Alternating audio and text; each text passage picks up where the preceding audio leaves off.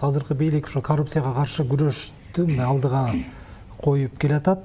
Бирок ошо коррупционерлер азайып кеттиби, жокпу деген да суроо бар да. Күрөш туура жүрүп атабы сиздин пикириңизде? Мындай да, вообще коррупция деген бул мындай да. Коррупцияны биздикилер аябай мындай примитивный түшүнөт да. Коррупцияны бул ойлотор, бул уголовный категория деп. Жок, извините. Коррупция бул саясий категория. Эгер керек болсо, руханий категория.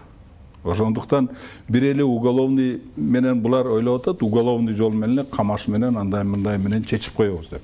А на самом деле бул керек нерсе. Но бирок бул эч качан коррупцияны жойбойт. Бул деген вопрос справедливости и неотвратимости наказания. Ошол принцип менен эле колдонуш керек уголовный бери.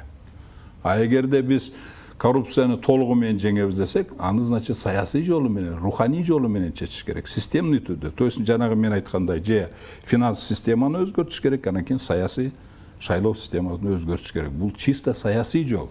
Булга эч кандай уголовный дело андай кереги жок. Бул жерде исключительно только жана законодательство өзгөрүшүн. Бул жерде только саясий эрк керек. Муну эме кылыш үчүн. Ошол салдыр.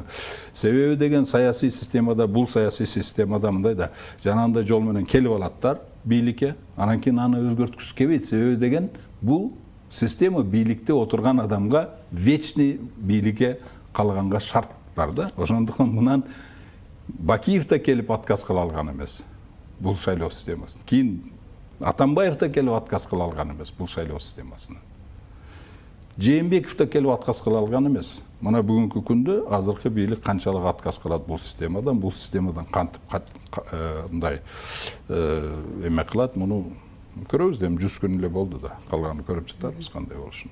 Понимаете, бул жерде эгер түп тамырдан коррупцияны жеңебиз десек болсок, значит аны саясий жана руханий жолу менен оңдош керек. Жанагы отургузуп оңдойм деген бул мына Бакиев деле күрөштү, Акаев деле күрөштү. Бул өздөрүнүн оппоненти менен күрөшкөнгө, анан кийин перераспределение, мүлктү перераспределение кылганга эле рычаг болуп калып атат бул. Акырында барып, түбүндө барганда, понимаете?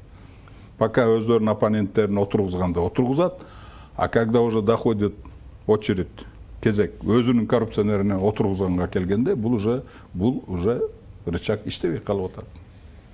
Бүт барды ошондой болду. Бакиев да ошондой болгон, Акаев да ошондой болгон, Атамбаев да ошондой болгон.